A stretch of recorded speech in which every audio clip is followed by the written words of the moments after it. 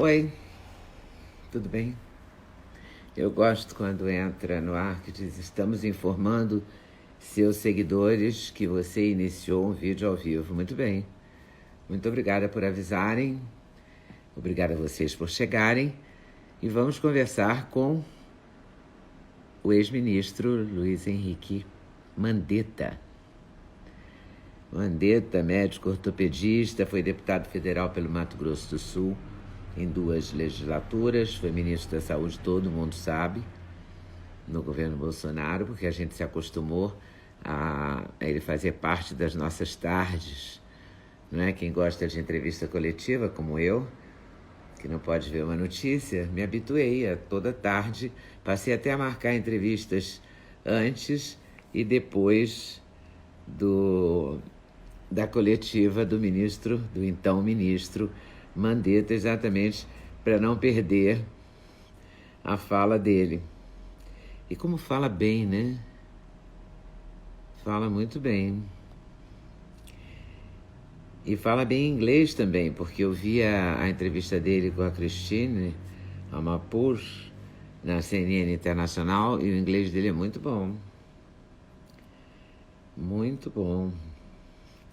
Senhor Mandetta, Henrique Mandetta. Vamos ver se ele já entrou aqui.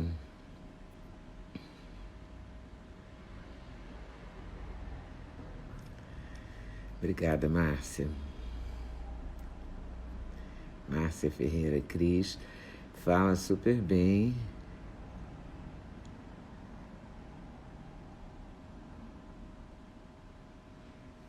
Pois é, você já habituou de me ver, eu habituei de ver o Mandetta falando de tarde. E os jornalistas gostavam muito dele, né? Porque o Mandetta tem aquilo que todo jornalista gosta.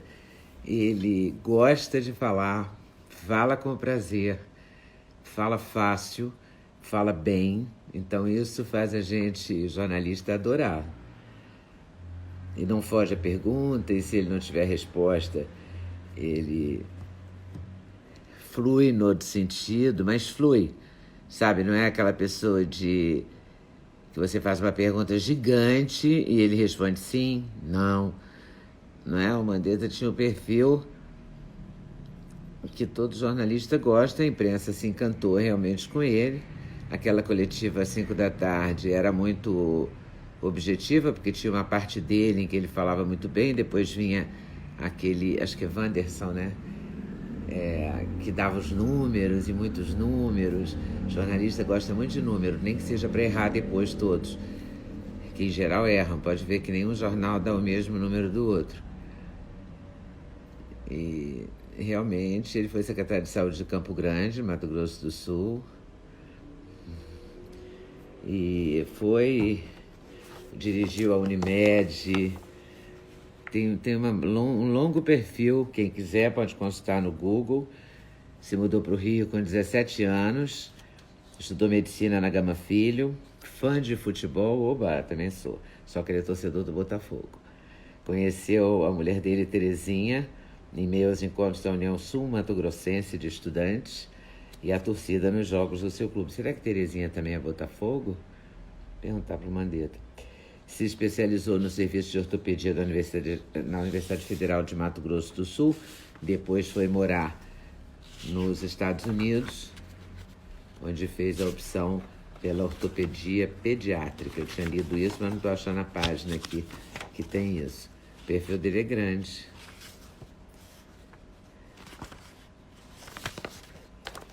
Já foi do PMDB, saiu para concorrer como deputado nas eleições de 2010. O pós-graduação foi em Atlanta, nos Estados Unidos. Ele fez a especialização realmente em ortopedia infantil, foi médico militar, como primeiro-tenente, no Hospital Central do Exército. Depois foi médico da Santa Casa de Campo Grande, conselheiro fiscal da Unimed, até que foi presidente da Unimed de Campo Grande. Foi secretário municipal de saúde, quando o primo dele, Nelsinho Trade, foi eleito prefeito de Campo Grande. Depois ele vai para o DEM, depois ele é ministro, e depois a gente descobre, pelas tardes que passamos juntos aqui, guardados em casa, não é? Cadê o Mandetta? Vocês viram ele por aí ou eu que estou comendo mosca aqui?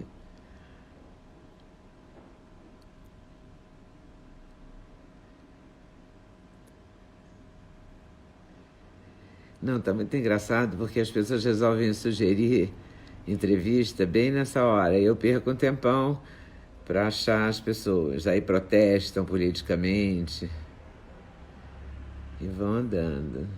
Eu gosto de azul, eu gosto de usar toda sexta-feira azul. A coletiva era bem explicadinha mesmo. Eu também gostava, assistia todas. Bem chip dizendo, entra, Mandetta, que eu tô em Londres e aqui tá tarde.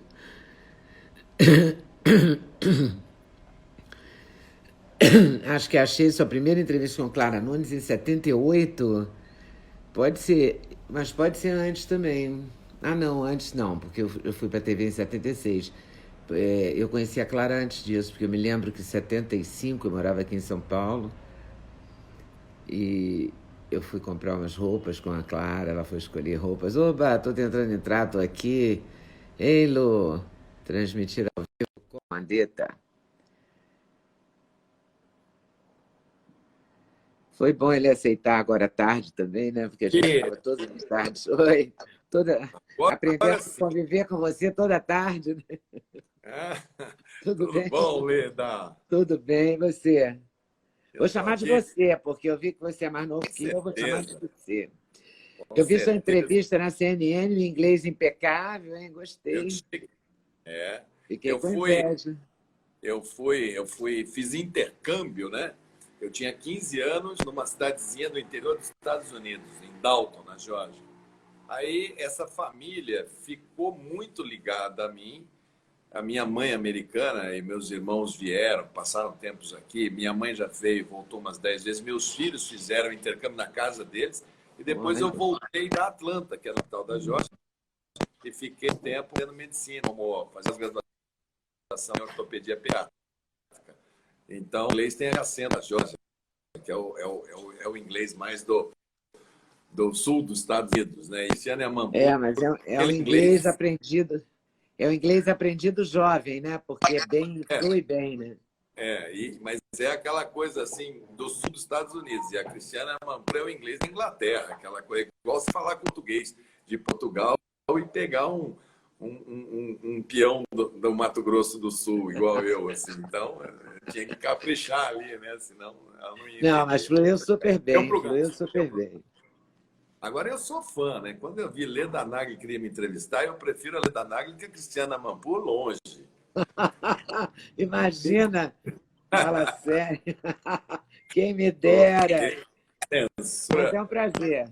Eu fiquei muito feliz que você tenha aceito. Fiquei mesmo. Está picotando um pouquinho seu áudio. Hein? Só também. Se a gente falar ao mesmo tempo, vai dar essa microfonia. Não, está dando um chiadinho. Ok, melhor. Melhorou. Mas é uma honra para mim você ter aceito o convite. E o dia, eu achei até que você ia desmarcar, porque é justo um dia que eu sei que você deve estar sendo muito solicitado, né? Muito. Esse pessoal da Globo News ligou todo mundo, Cristiana Lobo, Natuza, para eu falar com eles agora. Eu falei, eu tenho um compromisso inadiável com Leda Nagli. Vocês vão me desculpar, vocês liguem para ela. Muito obrigada pela honra. E eu vou começar tendo que perguntar o óbvio, né? Como é que você vê a saída do Nelson Tadinho? Ele disse que a vida é feita de escolhas e que ele fez uma escolha. Ele não parecia mesmo muito adaptado, né? Primeiro, durante o período todo que ele lá ficou, eu nunca teci nenhum comentário do perfil ou das ações, porque não seria ético. Agora que ele deixou a paz, a impressão que eu tive é que ali, para o Ministério da Saúde, você tem que ter algumas qualidades, algumas experiências. A primeira é ter passado por alguma gestão pública, porque o Nelson ele nunca fez gestão de setor público, só setor privado, muito diferente, né, uma da outra. Segundo é que ali você tem todo um componente, você tem Câmara, você tem Senado, você tem Supremo, você tem Tribunal de Contas da União, você tem que ter uma equipe muito forte para trabalhar. E como ele não tinha equipe, eu achei que ele deveria ter utilizado mais a equipe que estava, porque ela era feita, a que trabalhou comigo, basicamente de pessoas concursadas. mas foram retirados todos, de todos os quadros. E o que entrou, ficaram vazios as secretarias e trouxeram muitos militares, que embora tenham experiência com gestão de logística, mas o Exército não tem experiência com o SUS, com o Sistema Único de Saúde, com parte pública. Então, eu acho que ele desmontou uma equipe e ele não tinha uma equipe para pôr no lugar. Acho que foram 30 dias aí que, infelizmente, a gente poderia ter utilizado para tomar umas decisões que seriam muito importantes para os estados e municípios, mas a gente não tomou por conta, não dele, mas por conta da ausência de uma equipe organizada para assessorá-lo, para ele poder verbalizar essa equipe, como eu fazia. Eu fiquei lá, eu era o porta-voz da equipe. O Wanderson é um craque, mas tem que trabalhar junto com gente que dá voz para ele. O Gabardo estava ali. O Gabardo foi secretário estadual de saúde do Rio Grande do Sul, tem 41 anos de SUS, e assim por diante. Se eu for citar aqui a equipe toda, eu me amparava na USP, me amparava na Fiocruz, me amparava no Instituto de Medicina Tropical de Manaus, no Evandro Chagas. Eu estava com a ciência toda me assessorando ali dentro. E isso daí você não faz da noite para o dia. Eu acho que teria sido... Eu acho que se eu tivesse que dar algum conselho para ele, eu não teria desmontado o segundo escalão e o terceiro escalão. Mas desmontaram tudo. Segundo, terceiro, quarto escalão, até o porteiro do ministério, até um homem que dirigia o carro no ministério, desmanchou tudo. Aí fica difícil, porque para montar do zero é difícil. Então, eu acho que era impossível. E depois eu acho que quando ele foi convidado, e provavelmente pediram para ele esse tipo de ação, que quando ele viu que ele não podia aceitar, ele fez um compromisso de se adaptar àquelas medidas não científicas, e que quando ela chegou a hora de fazer, ele não pôde entregar o que ele tinha se comprometido, porque seria um erro. O que há com essa hidroxicloroquina, afinal de contas? Que é demonizada, já virou de esquerda, já virou de direita. Como é de direita, a esquerda reclama. Aí, não é? E virou uma coisa, quase um partido político isso, entendeu? O que há com isso? Não há nada, ela é um remédio, ela é uma droga antiga. Ela é derivada do tanino, muito antiga. Na febre da gripe espanhola, você tem algumas coisas para as pessoas tomarem chá dessa planta. E ele tem uma eficácia para malária.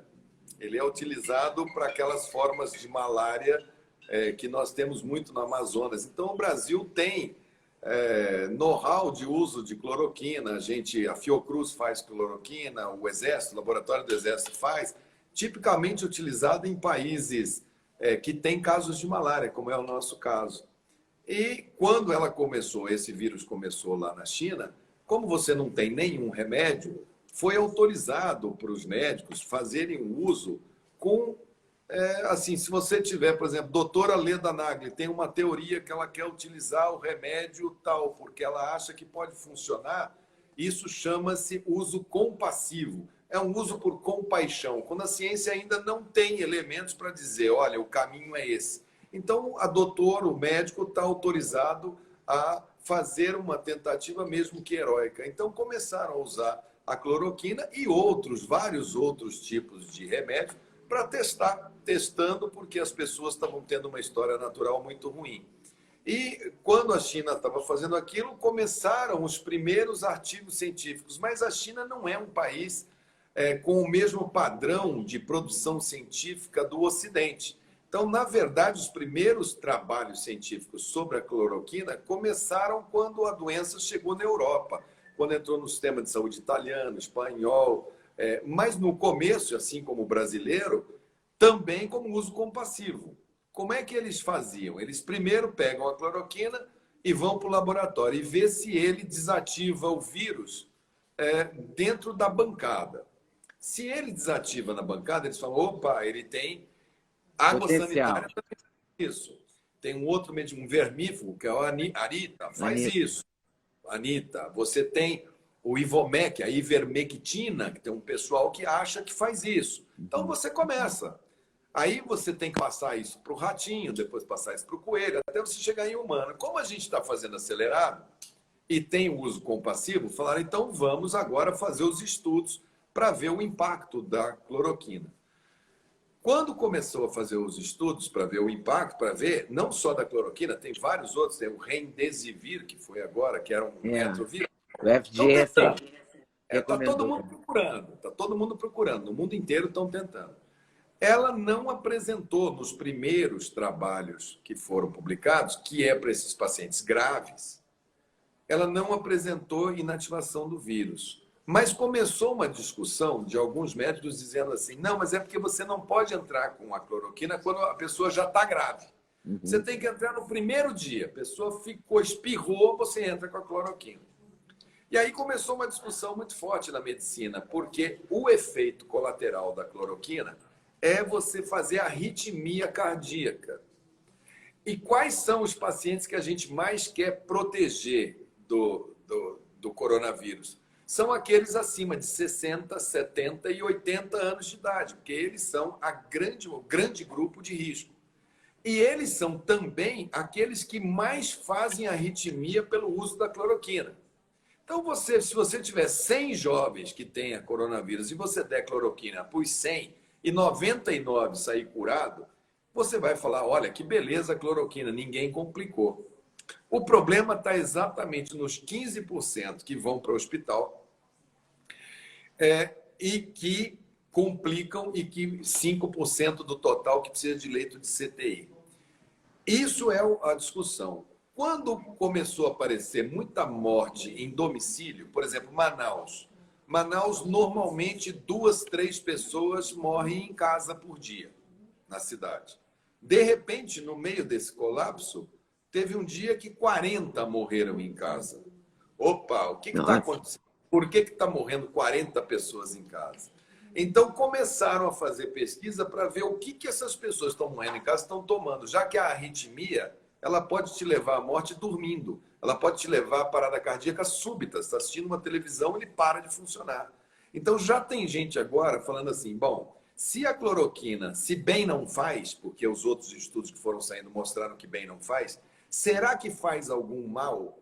E os médicos estão com receio de prescrever e o governo, o presidente, primeiro o presidente Bush, pegou uma caixinha e falou, nós já temos o remédio, é a cloroquina.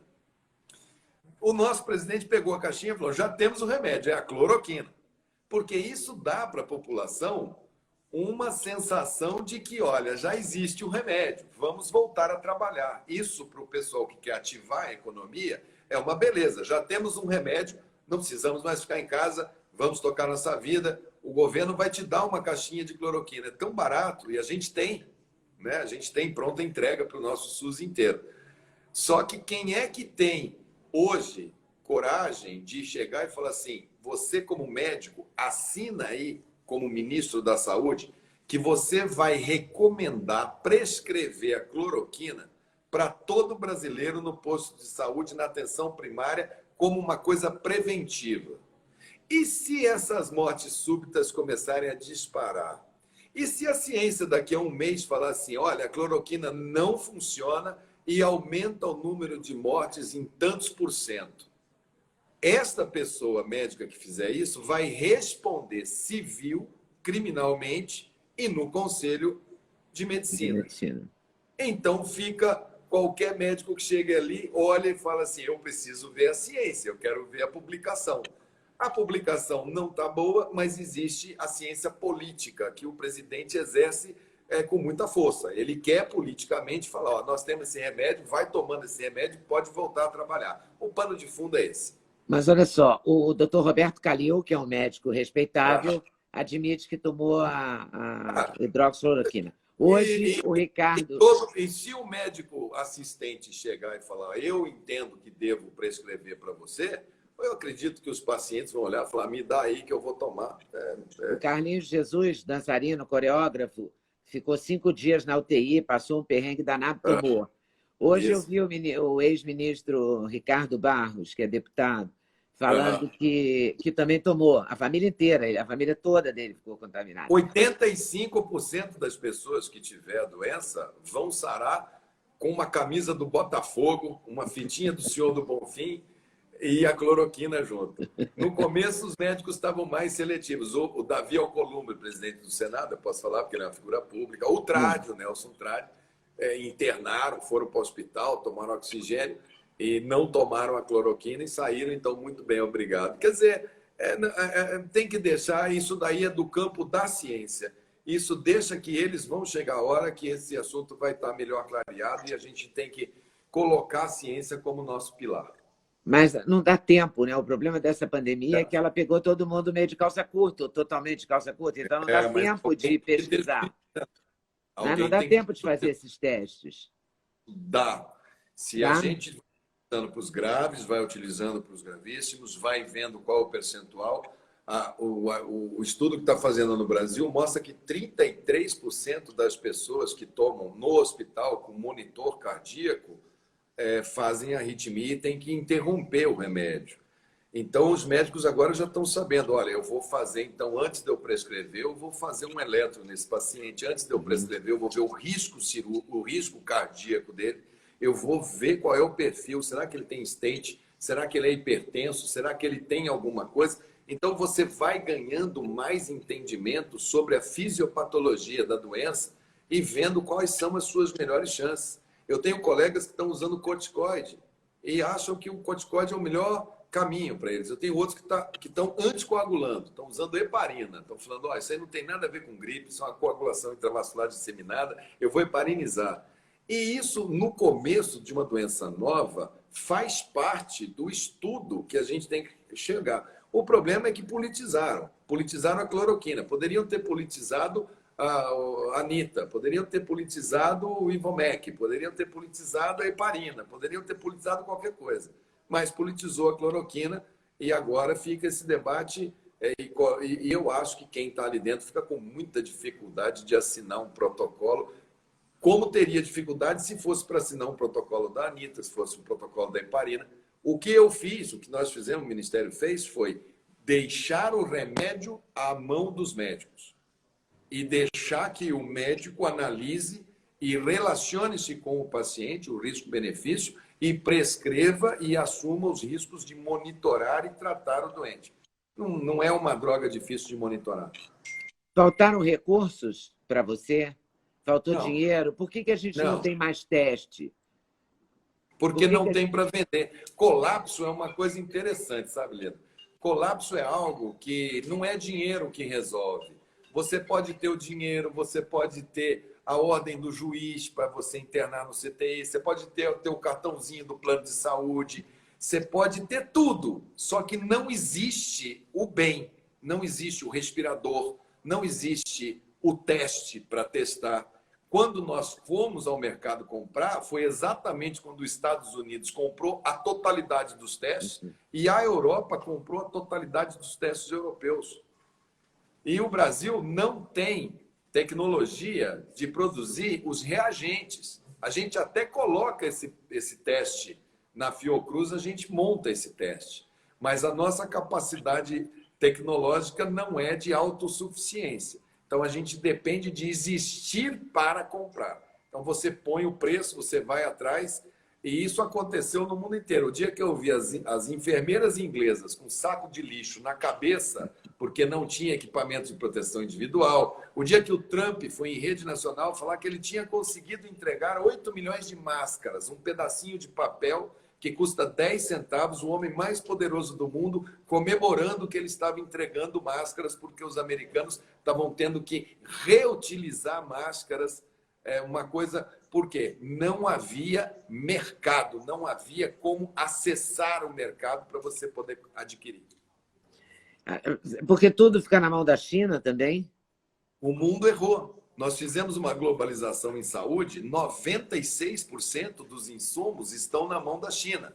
Pode ter certeza, eu tenho estudado muito agora o mundo pós-corona, porque vai mudar regulamento sanitário internacional, vai haver... O 12 de setembro, lá o 11 de setembro, quando o pós-11 de setembro, nós começamos a ver aparelho de raio-x em aeroporto, nós vimos que o dinheiro do sistema bancário passou a ser monitorado, travado, enfim, em nome da segurança, do terrorismo, a nossa privacidade, os telefones foram todos grampeados nos Estados Unidos, foi uma paranoia coletiva. Esse coronavírus, ele vai mudar profundamente o sigilo das suas informações médicas. Imagina se sai uma vacina e você quer ir para a Europa. Você acha que algum país europeu vai te deixar entrar lá dentro se você não mostrar num QR Code o teu certificado de vacina? Jamais. O pessoal do movimento anti-vacina vai ficar irritadíssimo, porque para ele viajar ele vai ter que mostrar a vacina de sarampo, de todas elas, né? Então, já tem gente falando que dá para fazer teste rápido no próprio aeroporto, dá para você testar quais são os vírus que você está naquele momento. Então, já tem gente falando que vai ser obrigatório em determinados países a checagem de temperatura. Vem aí um mundo que entendeu, que aprendeu de uma maneira mais dura que vírus e bactérias existem. A coisa é tão... Nós éramos tão relaxados com esse assunto que eu estava no Ministério ano passado, Leda, e me ligaram da Seleção Brasileira de Futebol, porque um jogador, e eles são caríssimos, né? Eles são aquelas coisas de 100 milhões, estavam todos lá na concentração, o jogador teve cachumba. E nós mandamos uma equipe para vacinar todo mundo que estava lá. E tinha gente que tinha carteira de vacinação incompleta. Quer dizer, a gente não estava... A biossegurança nossa estava totalmente largada. Nós tivemos reentrada de sarampo no Brasil, difteria aqui na fronteira com a Venezuela. Um troço assim, eu acho que isso aí vai ter uma ruptura com esse antigo normal, e o novo normal vai vir aí com muito protocolo de biossegurança para shows, para novela, para imprensa, para teatro, para cinema, para shopping. Tudo que aglomera pessoas vai ter que fazer uma análise de um risco e da biossegurança. E quando é que você acha que o normal nunca mais será normal, mas quando você acha que alguma coisa vai voltar, por exemplo, os shoppings, os cinemas, as lojas de rua, o que vai voltar? E quando? Porque toda hora tem um adiamento, né? O pico vai ser em começo de maio, meio de maio, em junho, em julho. Eu já estou achando que só saio de casa no Natal. No Natal a gente vem te buscar, sabe assim? Porque vamos prender aqui o resto da vida. Vai ser muito assimétrico, né? Vocês no Rio de Janeiro vão ter uma realidade, Manaus vai ter outra, Porto Alegre outra. Então, o Brasil é um continente. Nós estamos passando por cidades em diferentes momentos. Manaus... Mas esse pico também é regional? Com certeza, porque você pega Manaus. Manaus começou diferente do Rio, São Paulo. Rio e São Paulo começou o Rio de Janeiro, na Barra da Tijuca, no Leblon, em Ipanema, Zona Sul, para a Europa, voltou e começou a ter brotes na Zona Sul do Rio de Janeiro e na Barra da Tijuca, quase a maioria dos casos. Então, Está travando, peraí. Está voltando. Uma coisa, começou para o Jardim, para o Einstein, foi para o Sírio. Os primeiros médicos que adoeceram foi Cali, foi Davi Ui, privado. Espera aí que está travando. Mas o vírus entrou... eu estou aqui, estou ligado. Agora não estou te vendo, não. Está travando, mas aí, tá. Agora foi. Não, foi. Tá bem? O vírus começou na classe A, né? Na Barra da Tijuca, no Rio, no Davi Uípe. Mas Manaus não. Manaus, como lá tem a Zona Franca, e os manauaras, eles viajam mais para a Flórida, para Miami, o pessoal rico, e a turma que tem empresa vem da China, porque tem uma ligação ali. Então, o vírus entrou pela...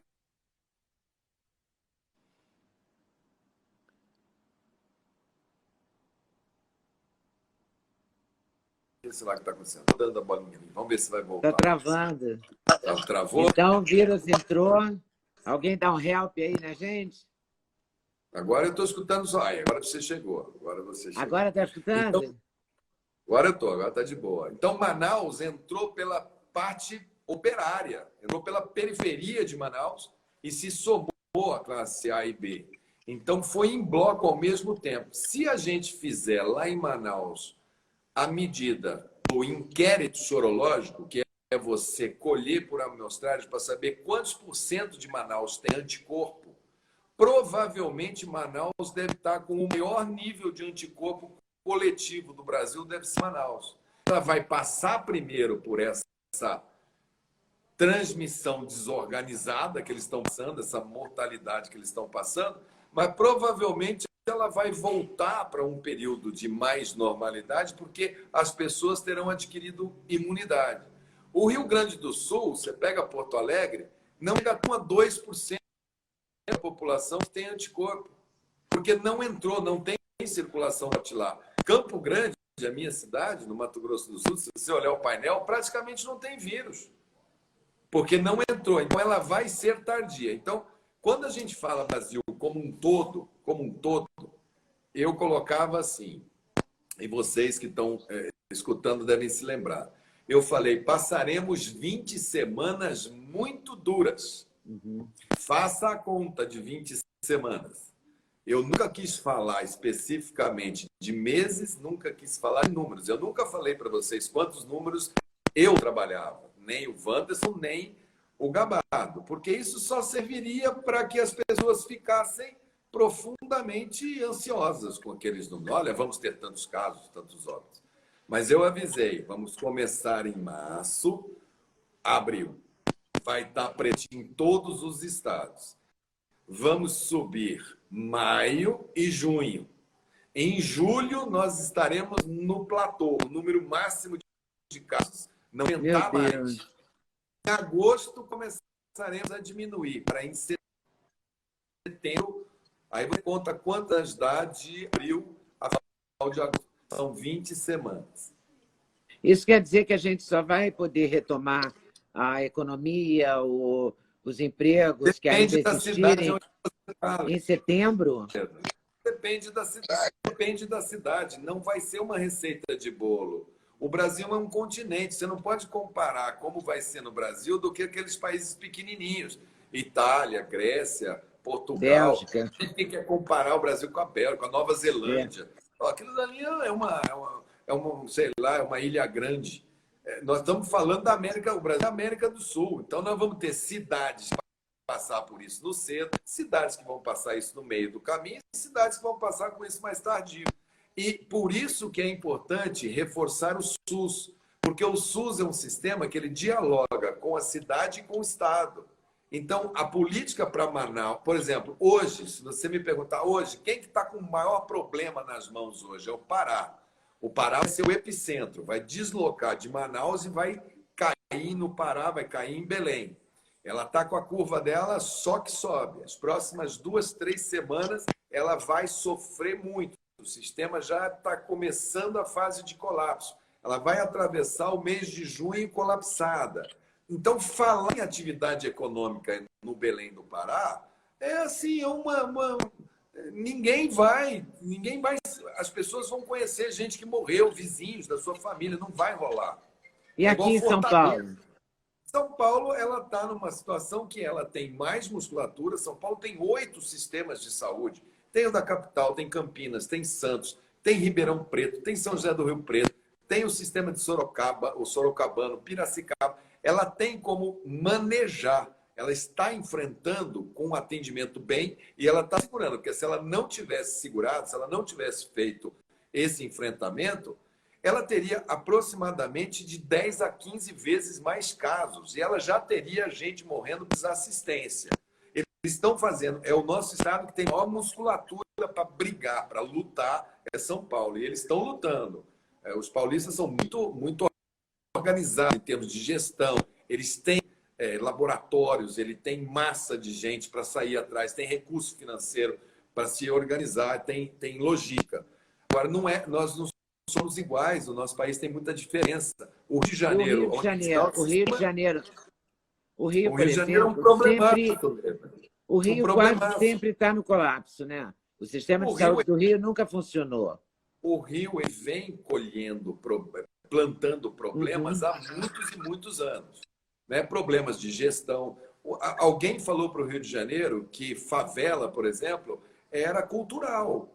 Olha, é bacana. Não, não é. Aquilo é uma violência para as pessoas. As pessoas se submetem àquela violência e incorporam aquilo como normalidade. Mas não tem saneamento básico, não tem habitação. São 6 pessoas por barraco. A distância das vielas é 1,14 m. Não tem ventilação.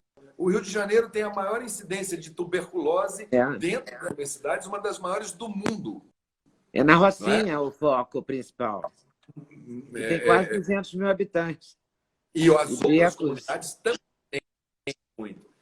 E o Rio de Janeiro tem um problema político, que o município dialoga muito mal com o Estado em todas as gestões anteriores e, neste momento, também não há sincronia. São Paulo, você tem a prefeitura e o governo que são forças convergentes, eles remam para o mesmo lado.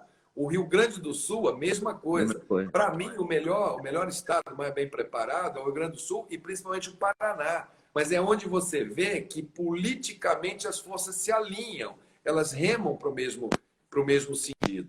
Então, vamos assistir o Rio de Janeiro lutar também. O Rio tem uma medicina brilhante, tem muita gente. Agora, vai pagar um preço pela sua desorganização histórica e porque pode acontecer dessas comunidades ser praticamente impossível de fazer isolamento.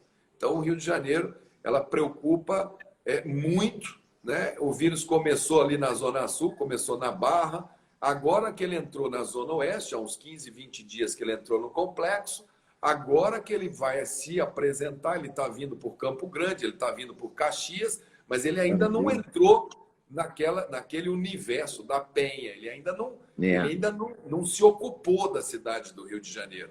Ele tem o brote aqui e brote acolá. Uma cidade muito apertada, você tem a montanha do lado e o mar do outro. O Rio de Janeiro ele força o contato, ele é difícil. Os arquitetos cariocas são maravilhosos porque eles têm que dar uma solução, eles têm que achar um banheiro num apartamento de 20 metros quadrados e ele faz uma coisa maravilhosa, né? Para mim, que sou da maior planície do mundo, que é Mato Grosso do Sul, que é tudo enorme, eu achava um barato aquilo dali, as soluções que o carioca dá por causa de espaço. Mas é aquilo ali, não tem jeito. Um transporte público, todo mundo empinhado dentro do trem da Central, todo mundo lotado nos ônibus, a barca Rio-Niterói bombando, a Praça 15 bombando, né? O Saara bombando, a cidade bombando. Então, aquele normal Rio de Janeiro que eu conheço, eu fiquei 10 anos aí, Terezinha, minha mulher, é carioca, Marina, minha filha, casou, mora no Rio, tem Gabriel aí morando aí no Leblon. Esse eu vou direto. Eu adoro, né? Eu quero tomar um chopp no Jobi quando tudo acabar. Agora, quando... Olha, boa escolha, boa escolha. Mas, são então, grandes no amigos. Rio... O Manuel do Jobi, um abraço aí para toda a galera. No Rio, então, vai ser devastador. Ainda não, a gente não pode considerar que agora está sendo. Vai ser pior. A gente pior. não sabe, Pedro. A gente tem que... É o que eu falo. O vírus pode nos surpreender. Vamos lá. A favela tem algumas coisas favoráveis. Por exemplo, a faixa etária. A favela é muito jovem. A favela, o número de filhos por mulher chega quase a 4. Só que a gravidez na adolescência, são mães aos 13, 14 anos. As avós da favela têm 35, 40 anos. É incrível. 50.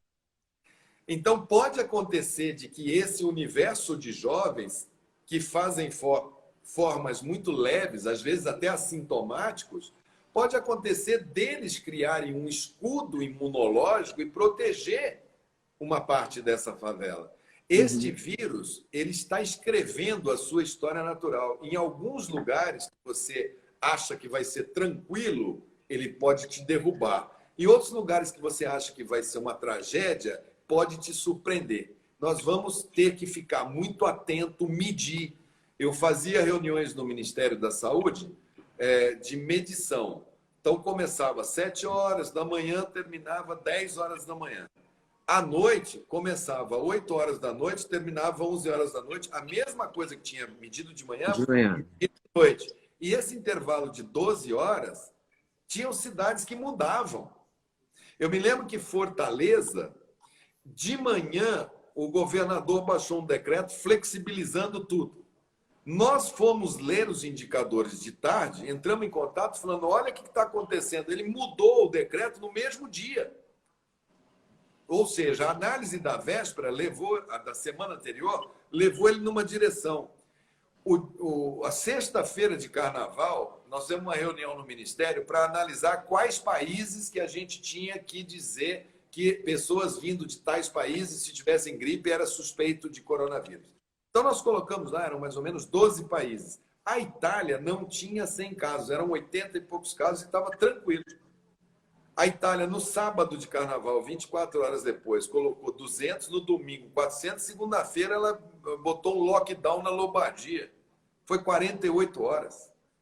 Porque se você não fica medindo diariamente essa virose, ela, como a gente fala, ela pega ar, ela é igual um ciclone, vem um vento.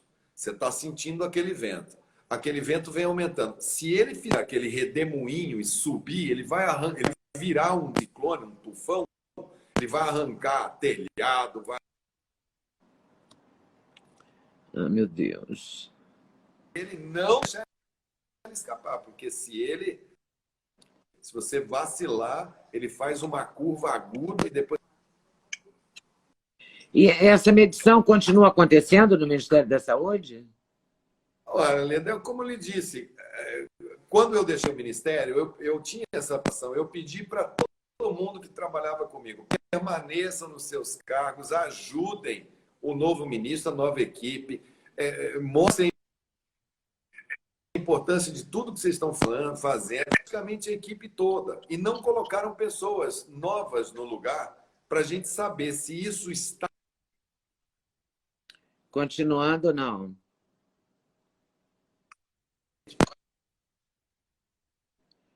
Está travando e às vezes eu não te escuto. Vamos ver se ele travou. Mas destravou? Oh, meu Deus. Está cortando um pouco, nós estamos meio barro, meio tijolo, mas está indo. De vez em quando, agora está meio oscilante.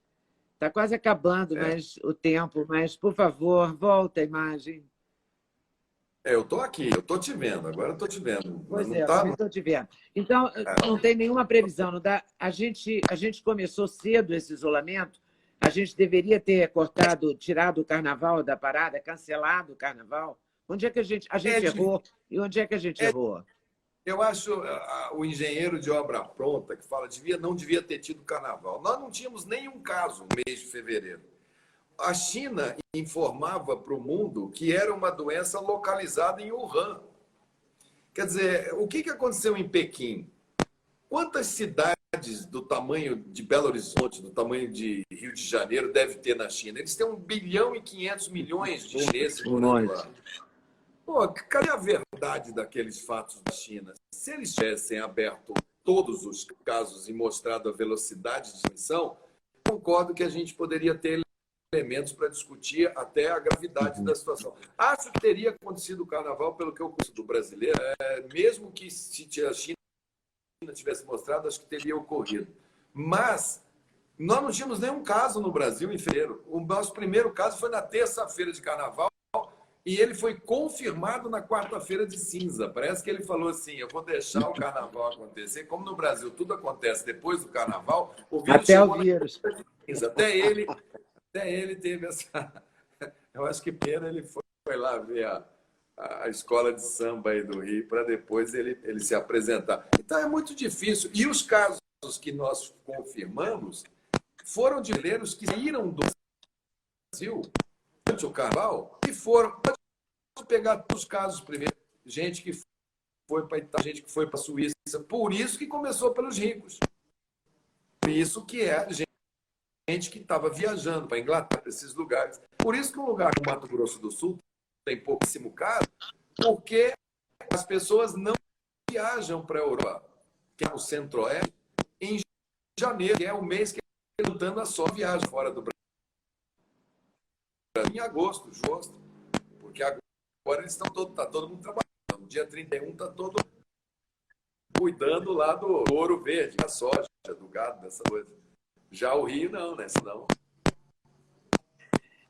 Mandetta, quando você saiu do Ministério, Assim como você foi muito criticado sobretudo por os apoiadores do Bolsonaro, você também teve o Mandetta 22 lançado, não é? Em todas as redes sociais estava Lá lá, vem. Mandetta 22.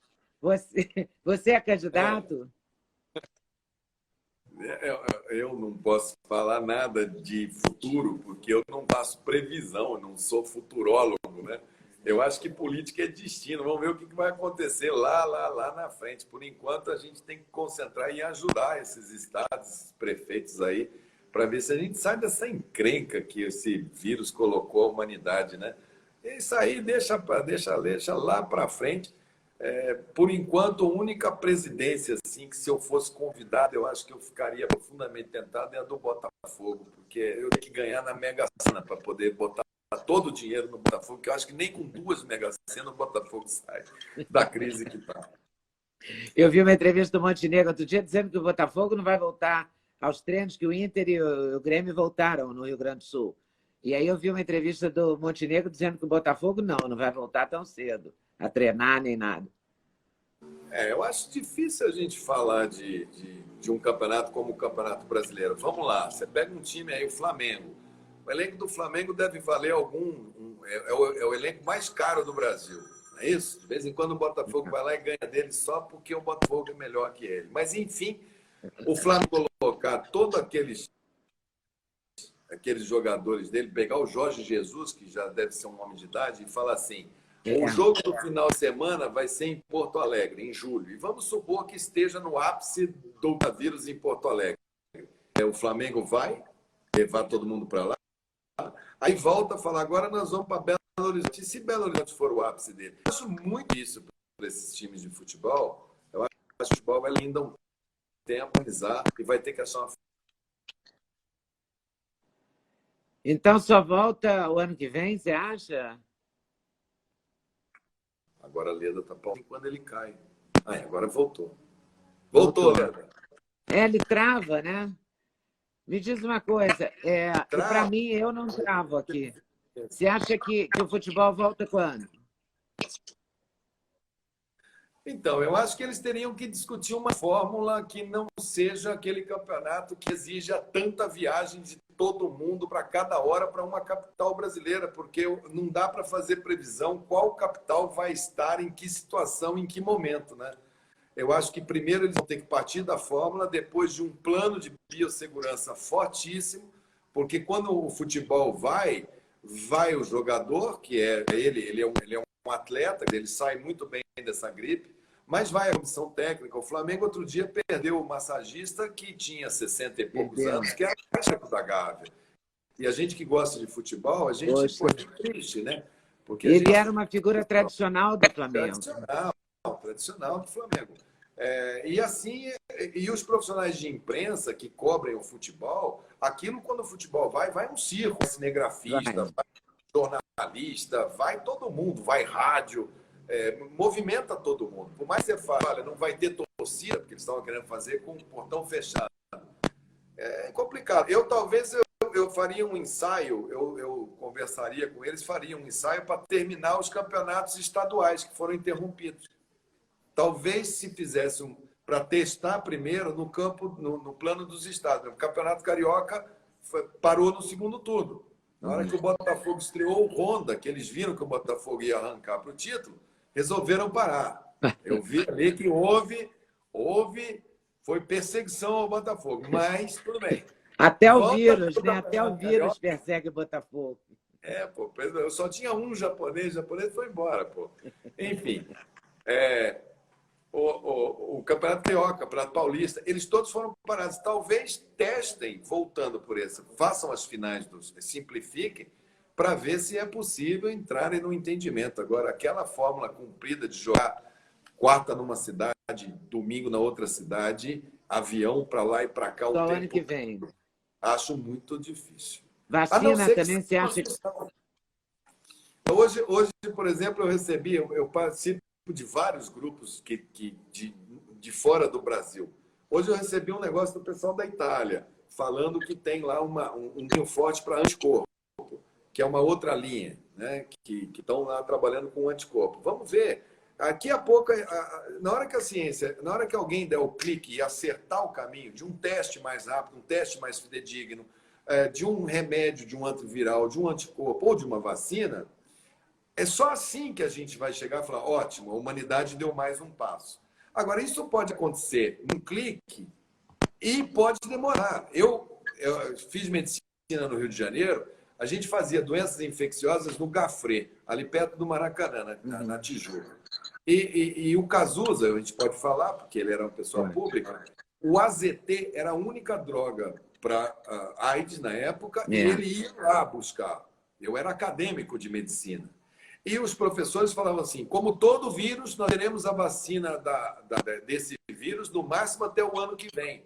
Eu tenho 31 anos de formado e nós não conseguimos, olha que gastamos o dinheiro todos os anos para achar uma vacina anti-HIV. O que nós conseguimos? Medicamentos retrovirais e conseguimos um excelente controle. Mas aquilo que é a coisa mais elegante para driblar vírus, que é vacina, no caso do HIV, nós não conseguimos. Então, nós vamos agora atrás desse corona.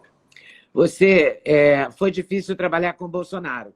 Isso ficou claro na sua demissão, em toda a gestão, no final da gestão, digamos. Quem que você acha que deveria ser? Qual o perfil? Não vou falar a pessoa, porque você não é evidente. Mas qual seria o perfil da pessoa para ser o novo ministro da Saúde? É difícil de falar, porque isso aí é uma prerrogativa do presidente. É ele claro. que mas... ele me nominou. O que me incomodava é que chegou uma hora que estavam achando que eu tinha caído ali. Eu falava, não, peraí, quem me nominou foi o presidente, ele que tem que me tirar, né?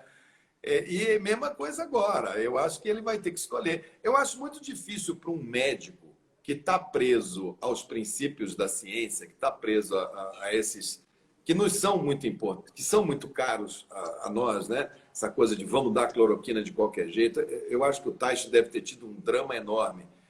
Comigo era muito fácil, porque eu já tinha colocado as minhas posições e elas eram muito claras. Então, eu acho que seja lá quem for lá, talvez seja melhor uma pessoa que seja de outra profissão. Já teve ministro da Saúde engenheiro, já teve economista. Eu não sei, talvez seja mais confortável para eles essa questão de tratar a vida como um número. Porque eu já vi gente falar assim, não, vamos fazer o seguinte, nós temos que passar por isso. Vamos passar por isso. Vamos só segurar os idosos em casa e vamos todo mundo para a rua, vamos trabalhar, vamos todo mundo pegar isso aí. É a posição do Osmar Terra. Né? É a posição do Osmar Terra. Uhum. E quando você fala, mas quantos mortes vai ter? Eles falam assim, não interessa, porque são 215 milhões de habitantes. Se tiver 10 ou 100 ou 200, para preservar a economia e a vida dos outros 214 milhões e 900 mil que ficarem, essa perda ela é parte do caminhado. Isso, para mim, é muito difícil. Para muitas pessoas é muito difícil. Para outros que olham mais os números, isso é uma decisão muito fácil. Um economista olha e fala assim, olha que beleza, eu tenho aqui tantas pessoas, eu tenho 200 e tantas milhões vão ficar aí, eu salvo tantos empregos, assim. E é verdade, a quebradeira, a perda de empresa, ela vai gerar muito dano. A falta de cirurgias eletivas vai trazer muitas mortes, a falta de exames preventivos. As mulheres não estão fazendo preventivo, não estão fazendo mamografia, o pessoal não está fazendo endoscopia, colonoscopia, o pré-natal caiu demais a qualidade. Nós vamos pagar um preço disso daí que eu chamo a morte indireta, isso é parte do colapso. Então, seja lá quem for, que seja muito conhecedor de saúde pública, que saiba muito bem a gravidade dessa doença, olhando o que aconteceu no sistema de saúde da Itália, da Espanha, da França, da Alemanha, da Inglaterra, de Nova York, da Califórnia, da Flórida, todos eles caíram. E eles experimentaram desassistência. E a desassistência no corona é morte por falta de ar. A pessoa morre cianótica, não tem ar para entrar. É uma morte muito dura. Então, que eles saibam o que é que eles vão enfrentar e procurem se amparar nos princípios de Hipócrates. Se você puder curar, cura. Se você não puder curar, controle. Agora, se você não puder nem curar, nem controlar, seja solidário. esteja do lado das pessoas, conforte. Eu tenho visto, no dia 12 de maio, foi o dia da enfermagem. A enfermagem está morrendo, está adoecendo. No dia da enfermagem, o presidente estava falando de abrir salão de cabeleireiro, que era essencial. Naquele dia, o essencial era um tributo à enfermagem brasileira, que está indo, mesmo com as suas dificuldades, está indo. Então, ser solidário, eu acho que estar junto do SUS, estar junto desses trabalhadores, essa briga é com o médico, essa briga é com o fisioterapeuta, essa briga é com a enfermagem. Pai e mãe que tem filho médico, que está indo para plantão, sabe do que eu estou falando. Está todo mundo de coração apertado. Esse pessoal não pode literalmente ver filho, não pode ver mulher gestante, não pode puérpera, não pode ver a mãe, não pode ver o pai. É muito duro com eles. Então, eu acho que a gente tem que zelar por esses profissionais, zelar pelo sistema de saúde. Nós vamos sair disso. A humanidade vai sair disso melhor. Nós vamos ter solução que vai vir ou pela história natural, pelo contágio, ou pela ciência. Eu espero ganhar tempo para dar tempo que a ciência me traga uma solução mais inteligente do que eu arriscar a vida de todo mundo. É um desfiladeiro, né? Você, no Mato Grosso do Sul, tem muita figura da boiada, o condutor de boiada. O Pantanal é uma festa, quando eles saem com o gado. E o bom condutor, quando tem um desfiladeiro, ele põe em marcha lenta e passa a boiada bem devagarinho. Porque se ele acelerar a boiada, cai do desfiladeiro e ele perde. O Paulinho da Viola tem um samba dele que fala: o marinheiro, quando o nevoeiro é grande, leva o barco devagar. Então, eu acho que o momento agora é de conduzir com calma, que eu acho que a gente passa esse maio, junho, que para mim vão ser o maior nevoeiro. Em julho a gente começa a enxergar um pouco e faz-se um pacto social e econômico e político suprapartidário a favor da vida, a favor da sociedade brasileira, e vamos reconstruir depois que a gente conseguir amenizar. Porque se a gente sair acelerando agora, eu acho que essa crise vai ser muito mais prolongada, vai ser muito mais difícil para a economia retomar se a gente fizer movimento brusco, movimento de manada, e fizer uma transmissão descontrolada em São Paulo, no Rio e em Minas. Você soma a população desses 3 estados, dá quase 100 milhões, quase metade do Brasil mora em Minas, Rio e São Paulo. O PIB do Brasil, se você somar São Paulo, Rio e Minas, você vai chegar em 60% do PIB. Então, se quer retomar a economia, se quer fazer as coisas, começa por esse triângulo, um triângulo de ferro, um triângulo econômico, que se a gente cuidar bem, e a gente vai cuidando pontualmente das nossas outras economias. O plano de movimentação do Rio Grande do Sul, que eu participei, o Wanderson participou, o governador lançou essa semana.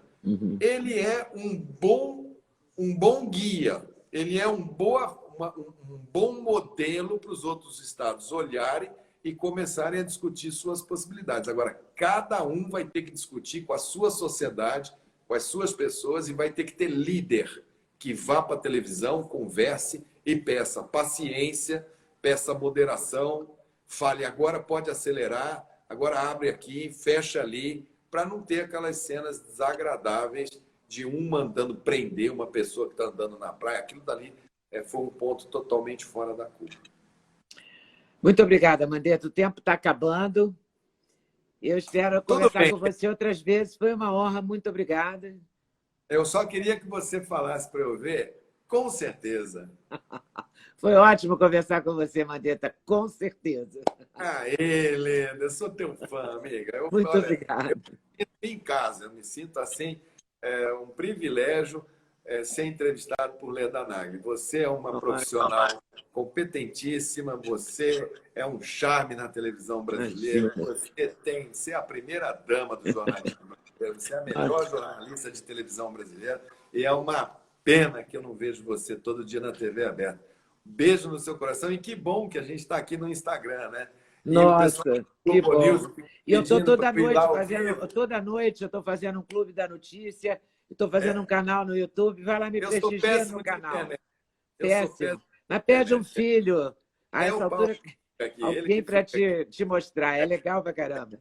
Muito obrigado. O pessoal da CNN que pediu para eu entrar ao vivo, Globo News pediu para entrar ao vivo, Record, Band News, Rádio, todo mundo. Ó, Pede aí as imagens aí que a Leda Nagel, se ela liberar, tá dito o que eu achava que tinha que dizer. Beijo no Muito seu coração. obrigado. Obrigado por tudo. Obrigado pela Abração. eleição. Muito obrigada mesmo. Obrigada Parabéns. mesmo. Ganhei o dia, o mês, o ano. Obrigada. Abração. Tchau.